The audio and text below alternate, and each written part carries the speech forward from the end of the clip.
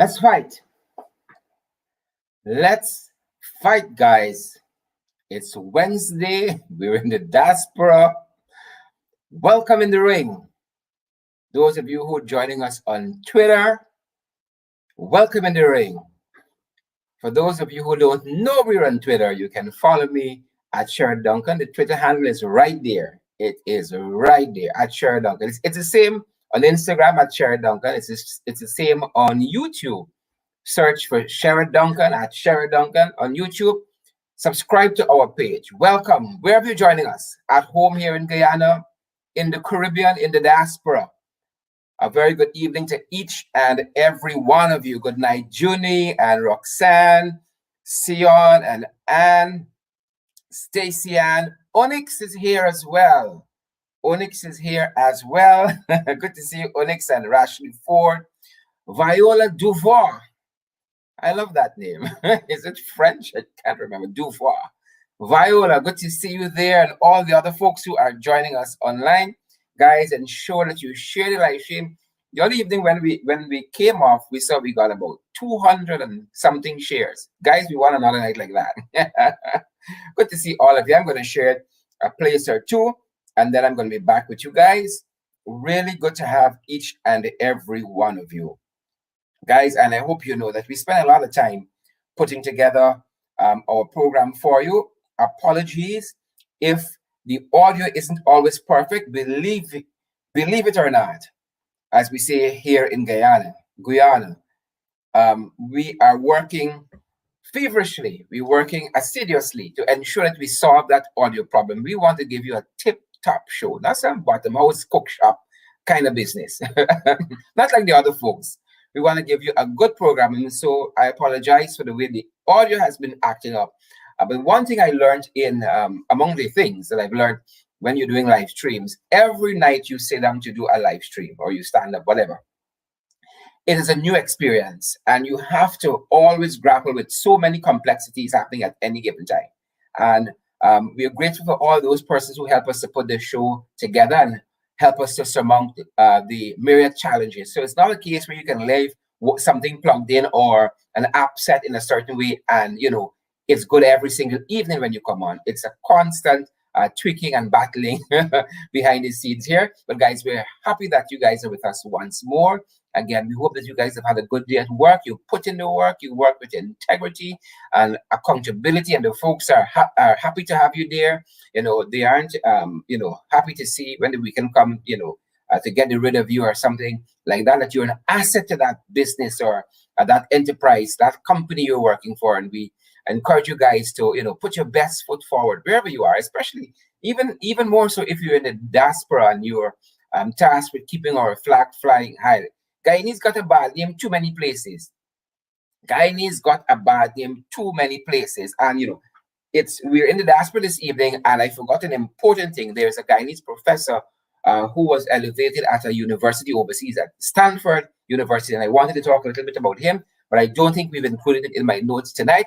But I'm going to get some more information on that before we close the program this evening. We are going to be joined by a couple folks in the diaspora. Our friend Garvin out of the Bahamas, and I think our colleague Christopher out of Trinidad. Quite a few things to discuss, but as soon as we get to our magic number, we're going to talk about a couple of things that are affecting us at home here in Guyana, and some of the stuff that's happening also in the diaspora, where these guys are in their various locations. Somebody else might be joining us too out of the USA. Some important things are coming up there by the end of the month, and we want to share some of that with you. But guys, we have a full program for you this evening. Elaine Charles and Angeli and Yvonne and Yolanda. Is it Marville or Melville? Colleen and all the other folks there. Thanks for joining us. Give us a good share there wherever you guys are picking us up from. Those folks who are joining us on Twitter, give us a retweet. You guys are joining us on YouTube. Subscribe to our channel there, but wherever you're joining us from, or if you didn't even know that we're on YouTube, you can search for Sherrod Duncan on YouTube. The handle is always the same, whether it's my Instagram page, it's at Sherrod Duncan. When it's Twitter, it's at Sherrod Duncan. When it's on YouTube, I like consistency. I don't know, something about consistency, runs through the core of my being. And folks, I make a special effort to be on at 8 in the evening and try to be off at 9, because that is the time we promise you. I don't care what else happening. Our commitment is to you for that hour. Sometimes our guests talk long and we have to go a little later than 9. But I never try to go past maybe 10 past 9 in those instances, because we respect your time. And guys, when I show up here, I show up to work for you. That's why I come looking, well put together. And I try to make sure my subjects are agreeing with my verbs.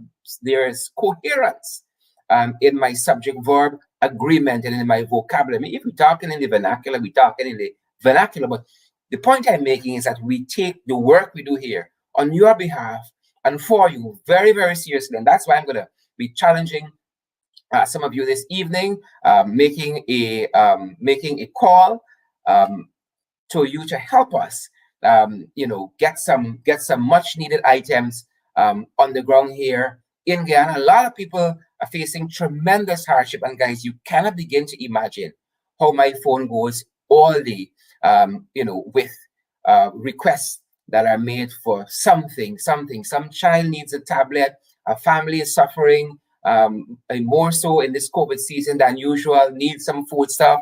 It is unending, and I want to be able to respond to as many persons as I can. And so I'm going to be challenging you a little later on this evening to help me where that is concerned. But that being said, folks, let us get to our hot topics right off the bat. And folks, I really want to say congratulations to some of these people, some of these students rather, who would have been successful at CAPE and CSEC. I want to say congratulations to all our students, as a matter of fact, to all of our students who have been successful. I know it is very, very hard work. It is tremendous hard work. I mean, you spend 5 years just trying to prepare for CSEC, and then you go on to, CSEC is the new CSEC. I hope I'm right. And then you have CAPE afterwards. I remember too how very, very nervous I was when I wrote CSEC and was going in for my grades after the examination was completed and the results were available. And I can tell you this, I got more than one subject. I got more than one subject. Thanks be to God, I got more than that. Folks, share the live stream as you comment. So a special congratulations to, is it Bedish Prasad and Zain Ramatar. Bedish topped the CSEC examination, and Zain, who is named after my son, or similarly named, Zain Ramatar, who topped CAPE. And that is the Caribbean Secondary Education Certificate, CSEC, and the Caribbean Advanced Proficiency Examination, CAPE, respectively. So congratulations go to Bedish Prasad and Zain Ramatar. We know that you guys worked hard. All of your colleagues worked hard in the high school school system, and you guys should take a bow and celebrate this well-deserved accomplishment and this moment. Celebrate it. And all the other folks who did well, and even those folks who didn't think you did so well, what matters is that you put your best foot forward. Well, if you didn't do that, then you have a reason to worry. So congratulations, folks. And those of you who are viewing us, we hope that you guys take the opportunity to wish our students well and to encourage them. And some of tomorrow's students who are going to go off to do very, very well are challenged today because of COVID. And that is why I'm going to make a special appeal to you guys this evening. So again, Bedish Prasad and Zain Ramatar, respectively, top CSEC and CAPE. And we guys want to say congratulations to each and every one of them, all of our students here in Guyana. Folks, what's happening in the police force? What is happening in the police force? We have learned that 5 former senior officers have been arrested from varying charges of sexual assault and fraud, all manner of things. And we learned today, I picked up this bit of reporting from Newsroom, who told us that 2 former assistant commissioners of police Clinton Conway, and Claude Whitaker, along with 3 former senior superintendents of police, Mark Gilbert, George Fraser, and Michael Sutton, were taken into custody and are expected to be charged soon. There seems to be an implosion in the Guyana police force. It is one thing to the next, one thing to the next, and it seemed to have escalated since they fired the chaplain, Pastor Patrick Dooley-Chan, Reverend Patrick Dooley-Chan.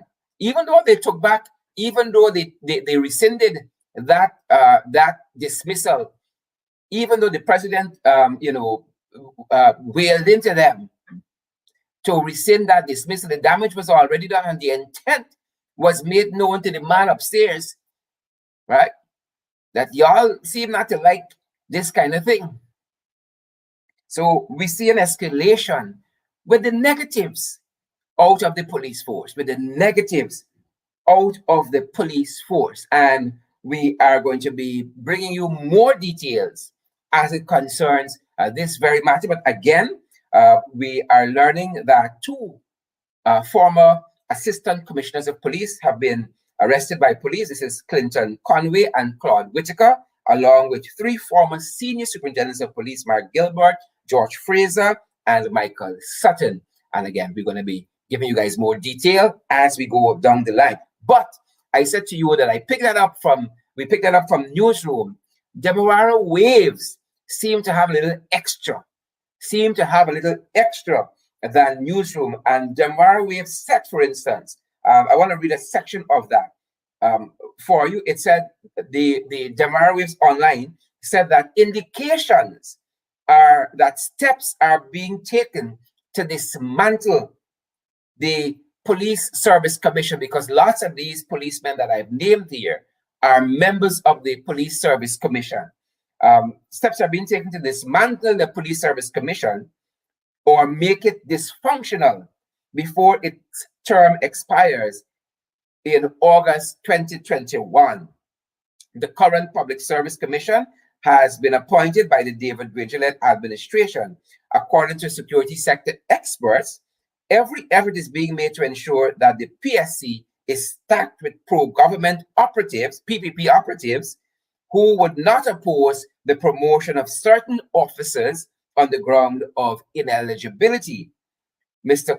Calvin Brutus' case, challenging his bypass for promotion, that is expected to be decided by the Chief Justice, Roxanne George Wiltshire, very, very shortly. And guys, we're going to keep you updated as to all of those issues.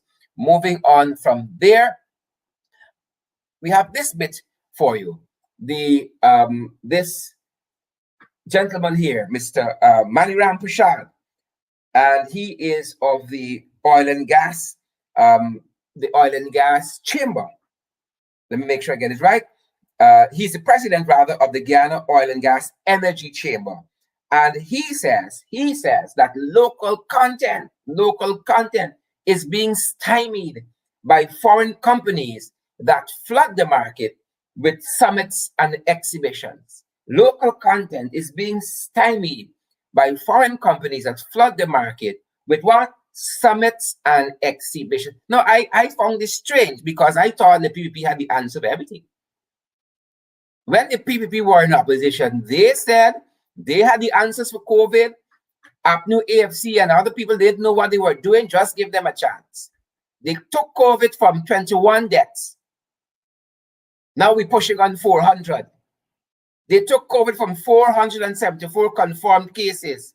So now I don't even know. We at 14,000 yet, or we passed 14,000. And now they said they could manage the oil and gas sector better than APNU, AFC. The first thing they were going to do is to review all the contracts, renegotiate all the contracts. Well, they said the new oil contracts for the new oil discoveries. And now Maniram Prashad, one of the boys, he also heads one of the boards. Is it the Gaming Authority Board? He says local content being stymied by foreign companies that flood the market with summits and exhibition. Wow.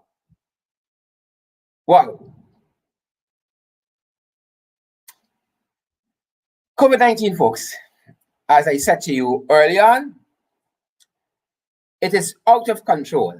Last night we were telling you guys that the Minister of Health says he know that we got the COVID variant. Pa who didn't tell him, they didn't brief him, and he didn't bother to ask how things looking on the ground. We have the Brazilian variant, COVID variant. He wasn't bothered that Brazil being overrun by COVID. So it might have dawned on him that the COVID that is over there might come here.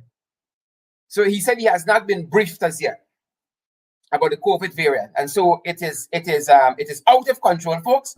And some reporting today suggests that 4 men died today from COVID-19, right?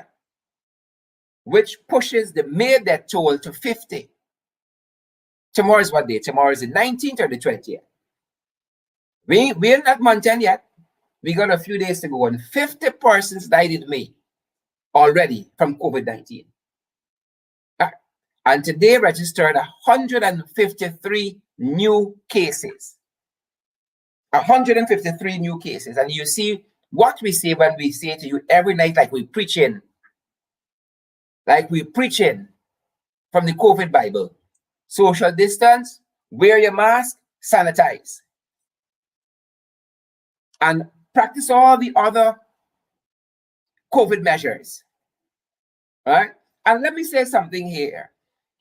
It seems as though people who are wealthy, people who are affluent, people who have influence, seem to think that they can flout the COVID measures. Right? I am not so versed about Hinduism or Islam, but I can tell you what the Bible says. It says the greatest among you must be the servant. The greatest among you must be the servant. And so there's a greater duty on me, Sherry Duncan, to obey the laws, to respect the law. So, for instance, when I'm going across the stoplight, I am so tempted because if the light says go, people are walking across that pedestrian crossing there, right? And because I have a greater responsibility as a person of influence in the society, perhaps by being virtue of a member, as a member of parliament, I have to wait until that light says green for pedestrians to walk over, right? So not because you have influence and because you have money, you have a right to flout the law. You have a greater responsibility to obey the law, right? Render unto Caesar those things that are Caesar's. And so 4 men died today from COVID-19, brings the May death toll to 50, 153 new cases. And then we saw this story. And of course, I'm not advocating this, but this gentleman from Uruka attributes bush medicine. Bush medicine for his recovery from COVID-19. Now, I am not a bush doctor. I'm not even a medical doctor. So I am not going to knock what the man believed worked for him, because I know many of you out there are of similar views, right? If they say if you eat pineapple, you can't get COVID. And then, you know, Kamala Prasad Bisesa in Trinidad, if you stand up in the sunlight, it could kill the COVID.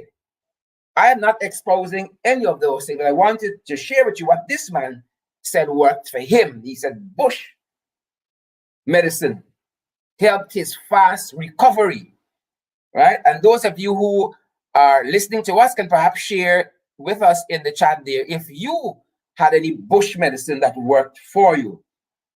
Guys, and this is what he said. He said, we started using fever grass, and we mix it along with garlic and ginger and lime. We boil it in 2 liters of water, and the whole family drink that.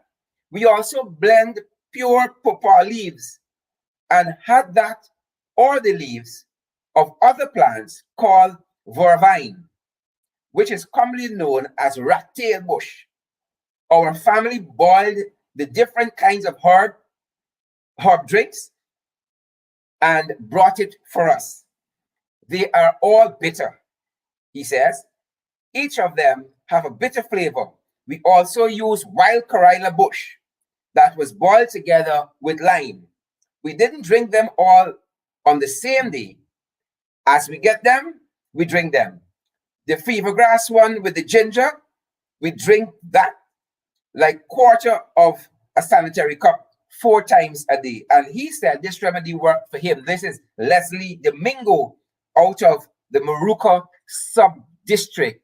This is what he said. This concoction worked for him. Again, folks, I want to be extremely clear. I'm not hitting anything this gentleman said. He has to know what worked for him. And of course, a lot of our medicines are drawn from plants. So who knows? The man could be right. He found an alternative that aided his quick recovery.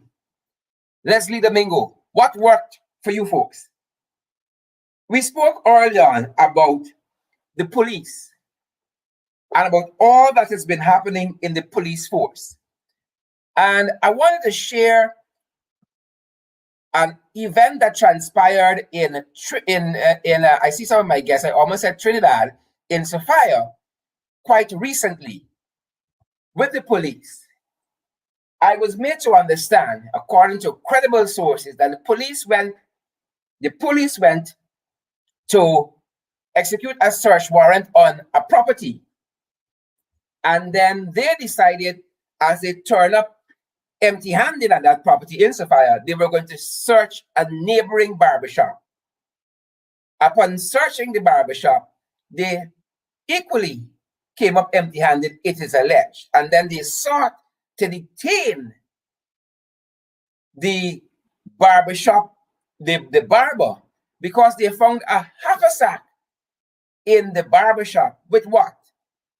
Marijuana, cocaine, an unlicensed firearm? No. What did they find in this haversack? They found a hoodie. And so that is suggestive in their eyes of some untoward activity. So you can't have a hoodie in a backpack in this country on a private premises. Right? And this is what transpired in Sophia. I wanted to bring that to you.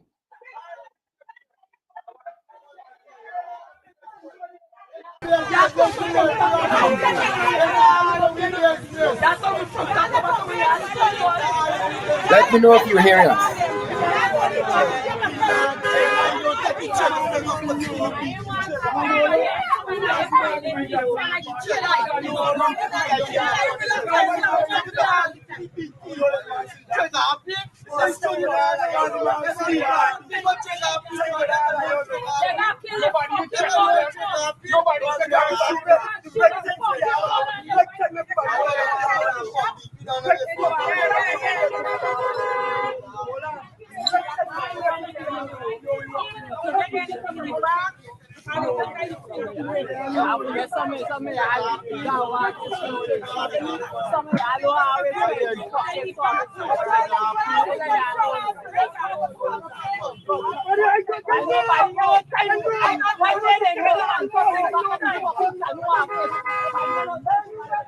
Oh, Scott, freedom is a must live. Yeah, yo.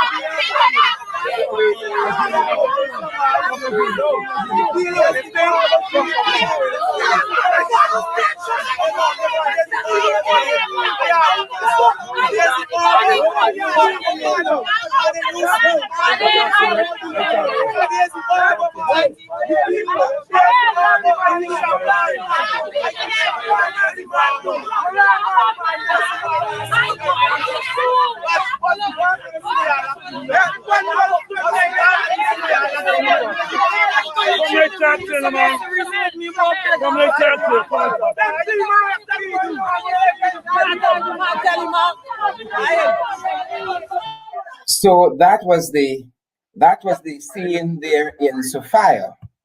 That was the scene there in Sophia with canoe ranks again attempting to arrest that barber who they only found a hoodie in a backpack in his barbershop.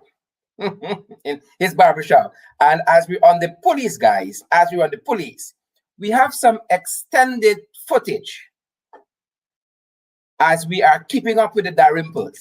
And that incident that happened over the river where a policeman was bitten. We have some extended footage. We want to bring that to you, and then we are going to have our guest on to help us to unpack.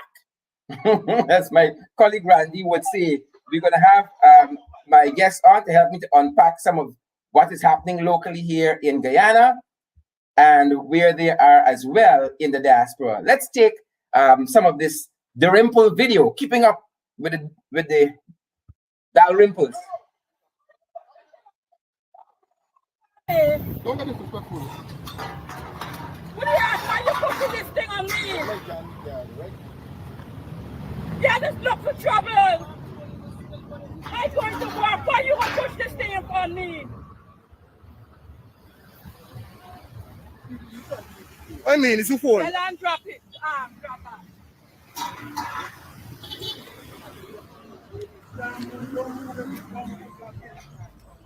it. Then I move like right. Pode bar, Luke.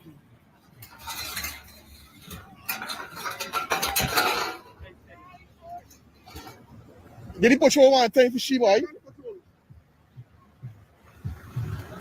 Say she's a mad woman. She again medical. She's a mad woman. Get a step on the fucking road doing, man.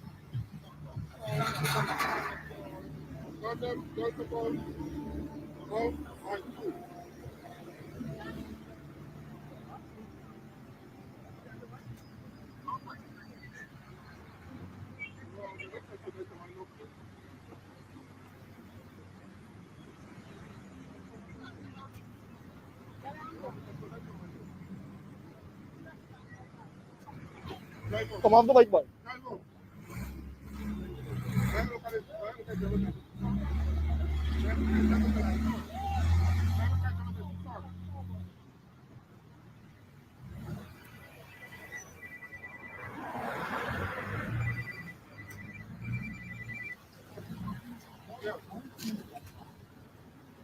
Imagine I got to go this fucking walking you can't play that fucking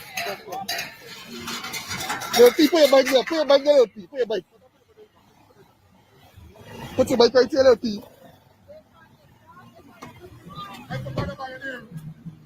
She could jam me. She could jam me. What? All right. Fucking car, boy! Just got you on the car! Germany police? You see Germany police? You see Germany police? The Germany police! She jam me. What's going on? I don't stand you under arrest to be able to come. You under arrest to be able to come. You got nobody. You under arrest to be able to come. So, man, I come to control this lady.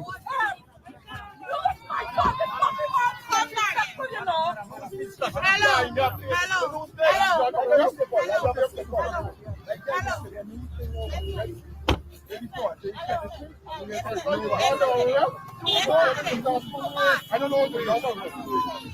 Madam, don't hold my hand. You have to my finger. There's no season. No season. You are going on, so. No season. You are going on, so.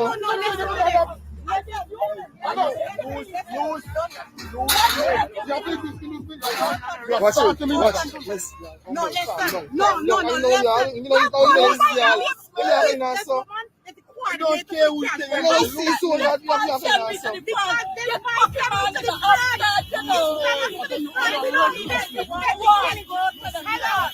Tell the officer who's my brother.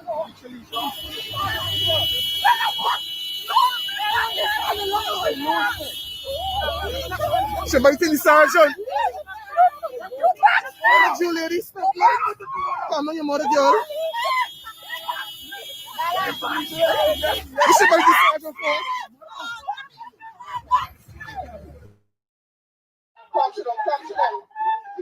Folks, and there we have it. There we have it, folks. I want to invite my guests for the evening. I have Christopher Wilson out of Trinidad, and I also have Mr. Garvin Blackman out of the Bahamas. Beautiful Bahamas, beautiful Trinidad. Good evening, fellas. How are you doing? I'm doing fine. Good evening. I'm fine, Sherrod. Good evening. Hold a second for me. Let me adjust the volumes at my end, and we're going to be good to go. Great ahead. Good evening, everyone. This is Chris out of Trinidad and Tobago.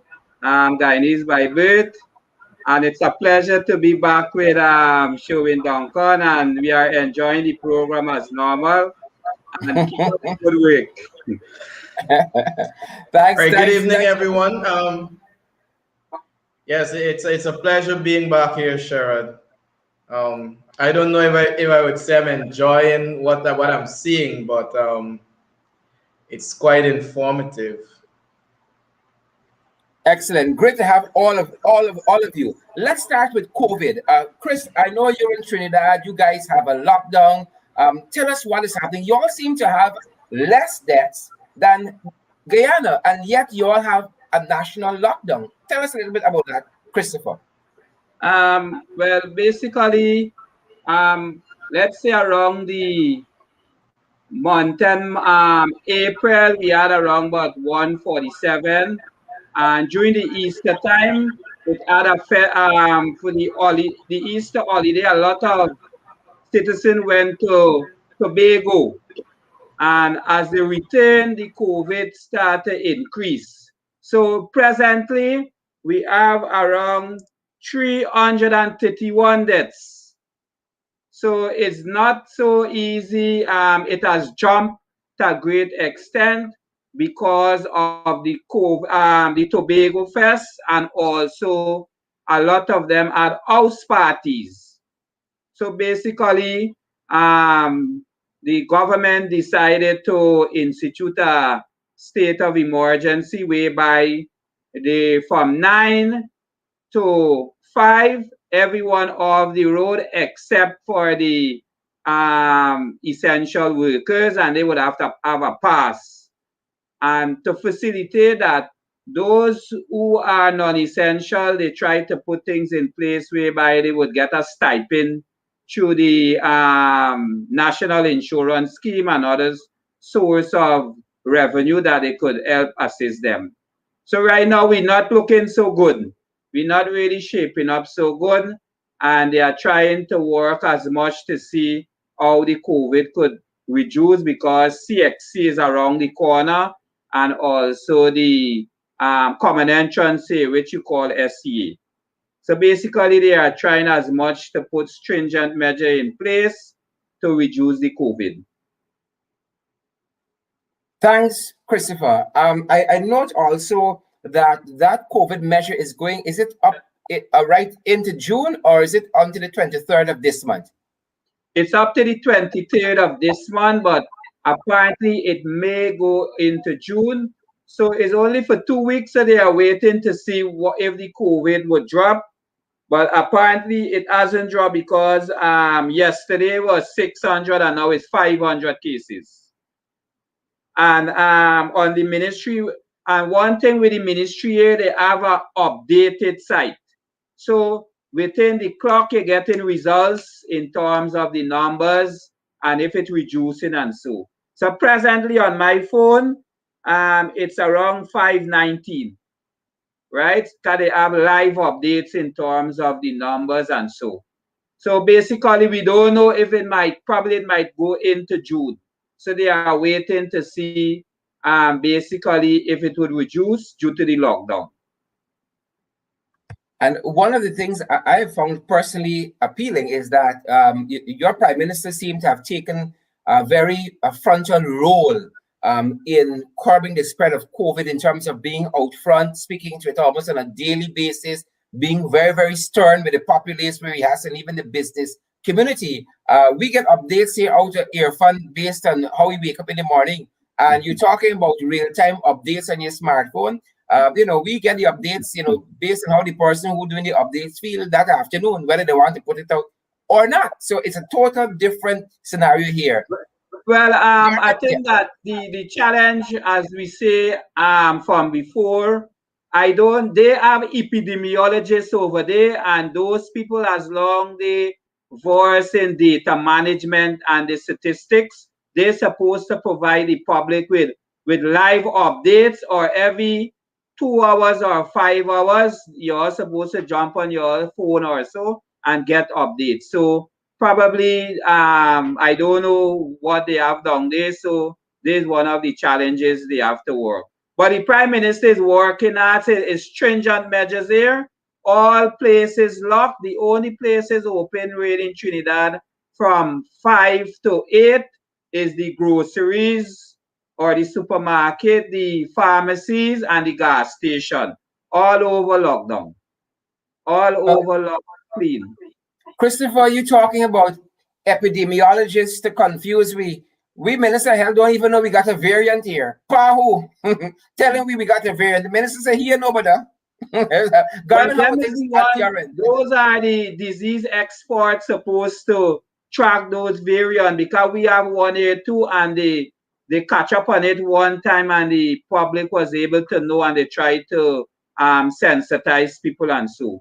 So the epidemiologists, they are the one that verse in these things, and they were able to connect with the public and also with the Ministry of Health to get live data and all those statistical data findings and so. Thanks, Christopher. Garvin, how are things at your end? COVID-wise and otherwise?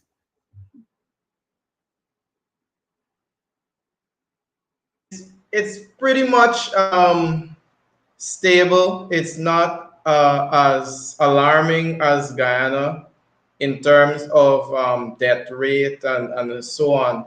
But we still have daily updates of persons who are contracting the virus. and all the measures, the measures that they have still obtained to date with regards to certain protocols, wearing masks, sanitizing, and so on. And I must say that the police force is very much abreast with what is going on, and they're ensuring that the rules are being followed, and where fines have to be slapped against those persons who break certain COVID-19 regulations, they do so, right? It's not done conveniently, or it isn't done in a manner that shows partiality, I should say. It isn't done in a manner that shows partiality. All in all, the vaccination drive is ongoing here too in the Bahamas, and persons are skeptical, just as persons are all across the world. But you still have persons who are taking the vaccines, persons who see it as the benefits outweighing the pros outweighing the cons, and so they are going forward and they're taking the vaccines. But at the end of the day, it still remains a personal choice, and so we are pretty much I wouldn't say we are in the clear, but I would say that it's manageable at this stage still. And as it relates to awareness, public awareness, the government of the Bahamas, they have a dashboard that they update quite often. They update a daily update you would get with regards to the dashboard, and so you can keep track with what is going on different islands, right? Because as you know, the Bahamas is a family of islands and keys, so you can keep track of what's happening on every island. And as measures are put in place, those measures are tailored to suit the situation that exists on the island. It's pretty much island for us, like how Guyana is regions, right? Yeah.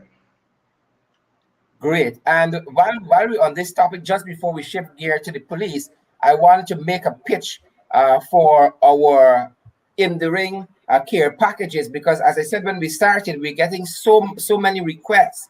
People call and ask us for tablets for their kids, and to see students not being able to not being able to participate in the education curriculum for the want of a tablet. I mean, we've exhausted our stores here, and so we're making a pitch to you guys who watch us. You don't just come to watch, but we have a call to action that you help in any way possible. There's needs for school supplies, household items, groceries. It's very, very dire. And if you guys want to help in any way, you guys know my contact number by now. WhatsApp me and ask me how you guys can play a part, and I'd be very, very grateful. 627-6963, and we're gonna let you know how you can play a part, and we're gonna post this graphic on our page after the program. So there you go. As it concerns that, guys, when you see what's happening here with the police, you guys have a love for country. What are you thinking, Chris?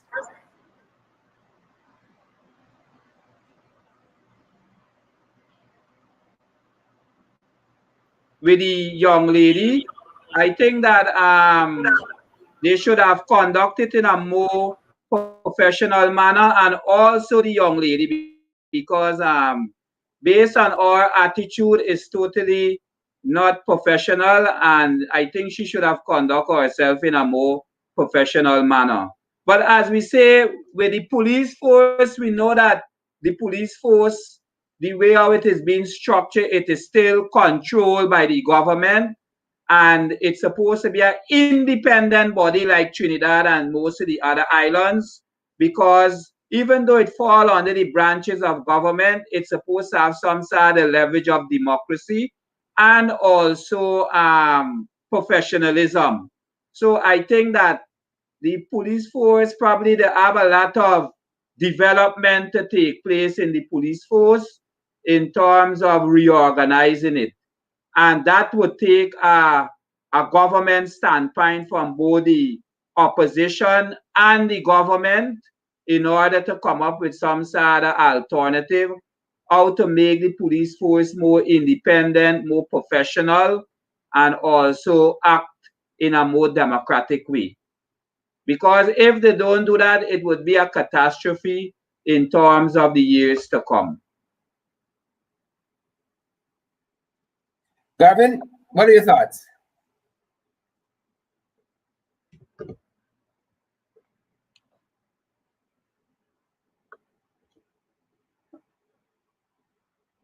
But I would want to say that the police force should not be politicized in any way. The police force should be allowed to operate as it should. I recollect sometime when Mr. Granger was the president, he took pride in renaming certain ministries and simply rebranding certain institutions. And the police force, in some countries, they don't call that body the police force, they call it police service. Simply because the name in itself speaks differently. It speaks to a force that is more friendly to law-abiding citizens.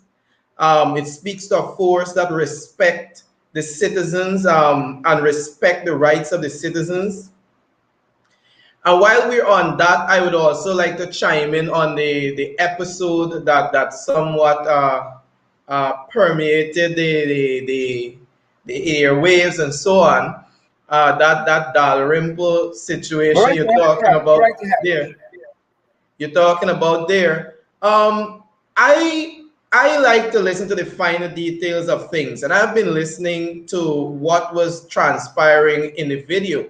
And I heard one young lady said, "We are distributors of the cash grant." And for some strange reason, I'm trying to figure out what that has to do with you resisting arrest, with you not cooperating with the police, what that has to do with that. But then when one listens to it and when one examines what is really happening, it's a case where people feel that once you're affiliated with some particular group of people that you have privileges. And I believe that that should not happen in the country, right? That shouldn't happen.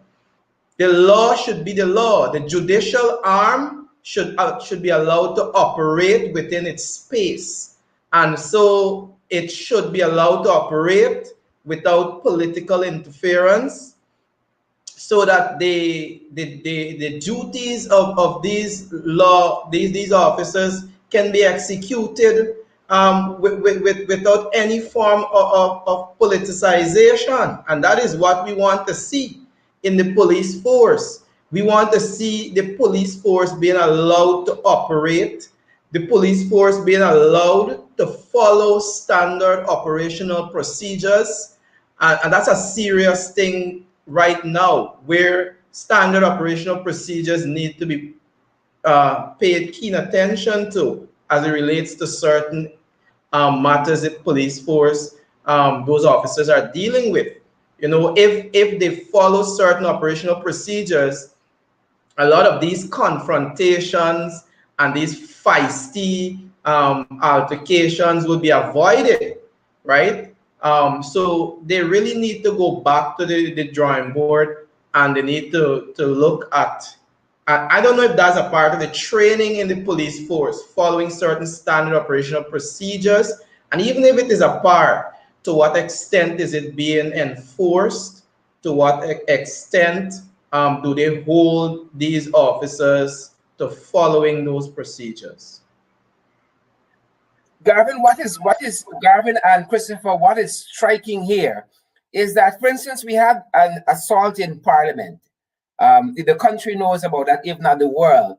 And one of the things the police said in their investigation was that there was no evidence. The video didn't show clearly an assault. As a matter of fact, the area in Parliament where it happened was not covered by CCTV camera.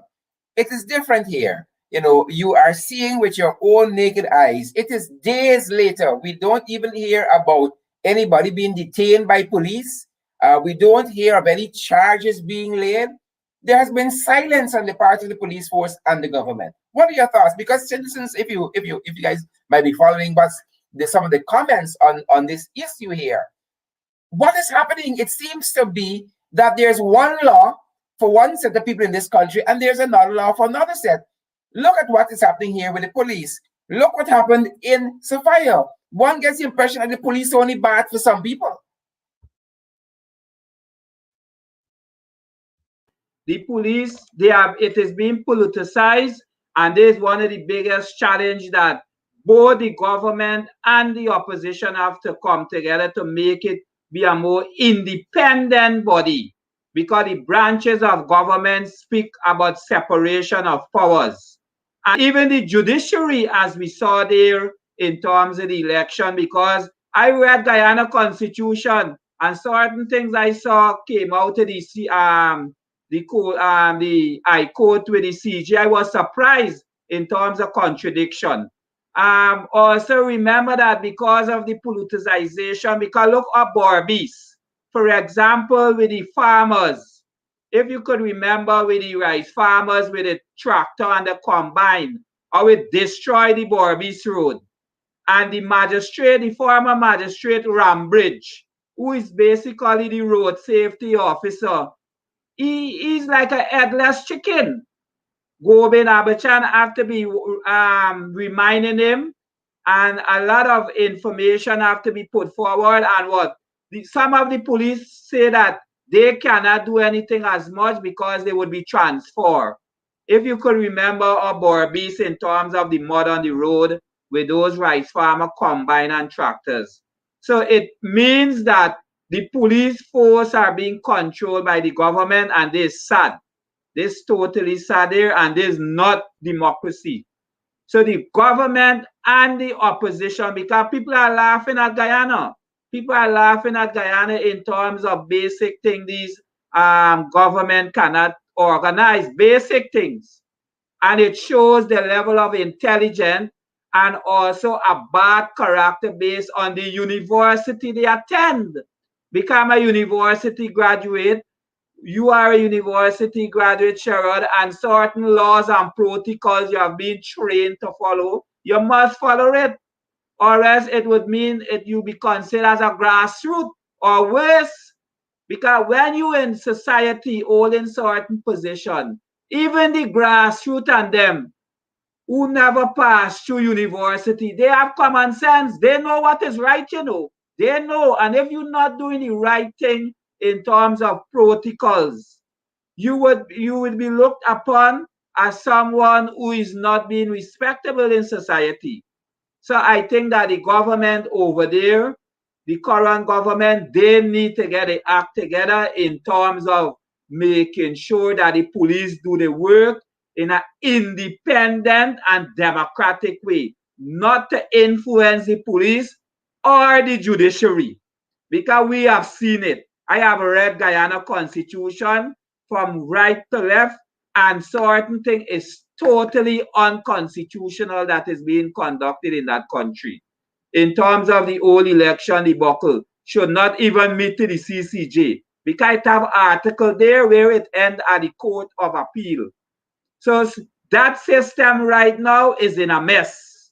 The all branches of government in a mess. The parliament, the judiciary, the cabinet is in a total mess over there presently. So we don't know how they would sit down and try to sort out with the opposition and resolve it, even with the Republican Institute, in terms of trying to set a way to reform the election and the electoral system. The electoral system was done by the government. They don't start on the wrong foot. Yeah, the electoral system was done by the branches of government. It's supposed to go through there. GCOM's supposed to have a say in the whole electoral reform. You cannot bring the Republican Institute to come and say that is totally atrocious. It's totally, so you all have a lot of work to do down there, showing. A lot of work you all have to do down there. Basic things. Yep. And one of the other things, just before Garvin comes in, we've been grappling with is this whole thing of traffic police. In some instances, you meet some very courteous traffic police by the book, but by large measure, my God, I don't know where to get some of these guys from. Just coming on this evening, I saw the traffic chief saying again, police not supposed to be stopping people and asking them for their license unless there is suspicion that they are breaking some traffic law or about to break some traffic law, something like that. But you always got, you take a drive to Barbies, they always got a police round a bend waiting to pull you over. Right? They always got some on Vicingen Road. You come off of the highway into Vicingen Road. They always got some waiting there. Right? It's like they're waiting for catch you. Right? They are not visible where you can see them, where they can slow traffic, where they can, perform a meaningful function. Right? They're just hiding it. And I've heard traffic chiefs say in the past, they should not be jumping out from behind corners and behind bushes and all of those things. And here the traffic chief is again saying they should not be stopping people to ask them for their license. I saw just a couple of weeks back, I think they could have been the same traffic chief, who was saying that even those guys with the speed guns should have a senior officer with them when they're using those speed guns. And we saw cases thrown out of court because those guns weren't recalibrated as they should be by law and all of that. Right? So there should be one law in this country and not 10 laws for different sets of people. Garvin?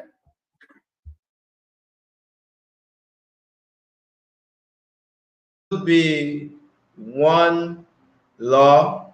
Everyone should be following the same law. As I listened to you talk, what came back to my mind was the whole incident where someone was shot while being transported by the police. When that actually came back to my mind, and I'm thinking in the US, right now in the US, persons are very fearful of being pulled over by police, because especially if you are of African, if you're black, as they would put it. And so I'm only hoping that it's not getting to that stage in Guyana where persons will be fearful of being pulled over by the police or being transported by the police to the station or so on. It shouldn't get to that point. If it's to get to that point, it's a very dangerous trajectory to be traversing.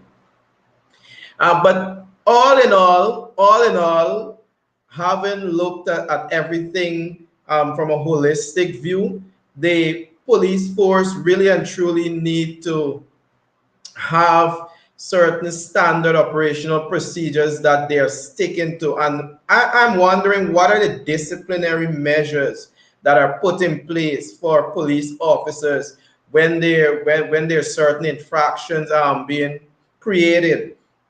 What are some of the disciplinary measures that are put in place to deal with these officers? Because everybody can't just feel like they're above the law and they can break laws as they feel, as they're pleased, and nothing is going to happen. And also, persons cannot feel as though once they are affiliated with a particular group, a particular political group, or a particular regime, that for some strange reason they're shielded from the law and from the force of the law. That should not happen. If that is happening, then you have a serious situation existing there with the haves and the have-nots. Some people feel that they are not protected while others are being shielded. And so it augurs bad for the face of the country. Like my colleague just said, it doesn't paint a good picture of Guyana on the international scene. It doesn't paint a good picture of Guyana. At the end of the day, we have to look at how we are presenting our country to the world. We have to look at how we present our country to the world. And this is not just about politics. This is about creating an image. This is about creating an image. You want to penetrate the market in tourism. You want to penetrate the market in so many areas. You have to present your country as one that is safe for people to travel to, as one that is safe for people to do business Great with. point. And Great so and so it is important that the image of the country is projected in a favorable way. Listen, Guyana is yet to really and truly take off when it comes to tourism. It's yet to really and truly take off when it comes to tourism. There has been some effort in the previous administration to harness ecotourism, but the country still has a far way to go. And what is critical in this entire construct is hospitality. People must feel welcome. People must feel safe when they come to your country. People must not have to feel as though they will be harassed by the police force for no reason at all, or they'll be pulled over for a simple thing as a hoodie being found in a bag. Right here in the Bahamas, the children come to school with hoodie. The entire school population come to school with hoodies. Even though they're not allowed to wear them over their heads, they still come in cold weather. At times in cold weather, they're allowed to come with it. But it goes to show that the police force still needs to come to grips with following standard operational procedures. It still needs to come to grips with that. And so they really need to have a look at that, and they need to have some form of development sessions, whatever, however they decide to address the issue. They need to address the issue from a frontal manner. Address it as it should. Don't beat around the bush and just keep circumlocuting. You need to address the issue. You need to address the issue. Agreed. Guys, we are just past our program time. I want to ask you for a quick wrap up. Christopher?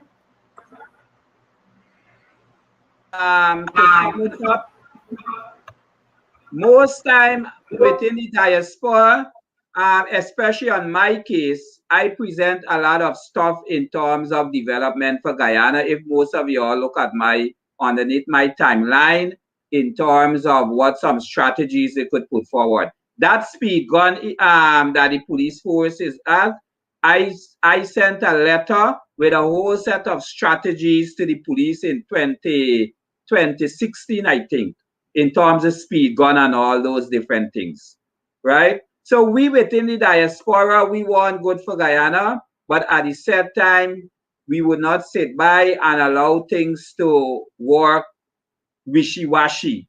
They have to get their act together in terms of putting certain things in the right perspective and make the country a beautiful country, because Guyana is a beautiful country. It hasn't touched us yet in terms of tourism when you're dealing with biodiversity, in terms of tourism leading to biodiversity. So what I would say, I hope that the government of Guyana take a more proactive approach in terms of allowing the laws of Guyana to run its course, not to intercede within the laws. Let the branches of government run its course, the parliament, the executive, the judiciary, let it run its course accordingly. And as long laws and protocols are followed in that place, trust me, it would be one of the best within the CARICOM region and even the wider world. We just have to make sure the laws being followed accordingly. And with the COVID, finally, my advice is, citizen, wear your mask is very important, and every single person should be responsible, because it's our determination that we would either allow COVID to remain or COVID would reduce. It all depends on us as the individual. Because if we do not take a proactive approach in following the health protocols, COVID would remain for the next 4 or 5 years because pandemic lasts longer than that. So we have to take a proactive approach. This is all I have to say. Thanks very much, Christopher. Garvin.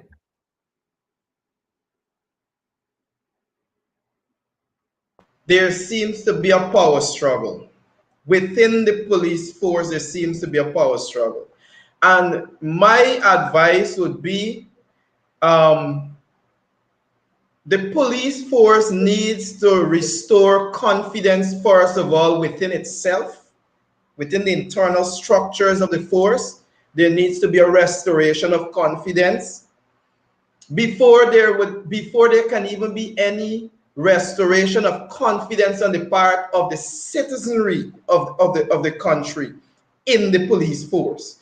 Before they can have confidence in the police force needs to fix its home. They need to fix the house. They need to put their house in order, right? If they're embattled in there's so much battle going on internally. They're not even organized internally. How do we expect any form of order, any semblance of order to exist outside of the organization? So they need to restore confidence internally in order for citizens to restore confidence in the police force itself. And on the note of COVID-19, I believe that the government can do a lot more with regards to support for the citizens in terms of financial relief. Here in the Bahamas, the government gives vouchers, food vouchers, and so on for its citizens, and they can go to different supermarkets and they can pick up food items on a monthly basis. The Guyana government needs to look at things like those instead of just dishing out money to people, giving money to people alone. They can look at other alternatives where they can give vouchers and people can go and people can stock their shelves on a monthly basis. Even if it's for the next 4 to 6 months as you embark on this vaccination drive, have some form of support mechanism in place to help people to maintain themselves in these hard times. It's very hard, and you can see the difficulty that persons are facing, and the government needs to do that. I think the way they go about helping is the problem. It's not meeting out to the widest possible cross section of the people, and that is the problem there. Whatever initiative they embark on should be one that is for the greater good. It should be one for the greater good. And so if you're going to embark on an initiative that is not worth it in terms of meeting out to everybody, it is going to be to some great extent a wasted cause on the part of many citizens. So let them use other countries as benchmark. Look and see what other countries are doing that are strong points, and they can draw from those strengths, and they can better create a more strategic approach that would meet out to the greatest possible number of citizens there who really need the help. There's some citizens who don't need the help as much as others. Meet out to those who really need it. Don't just dish out $25,000 to just anybody.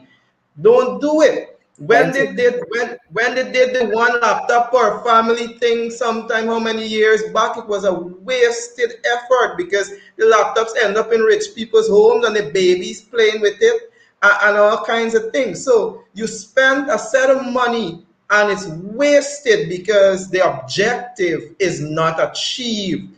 Too often they're embarking on projects and strategies and initiatives for which the objectives are never achieved to its entirety. And that's the problem. That's the problem. We can't get anywhere in Guyana like that. It's a set of mediocrity we're dealing with.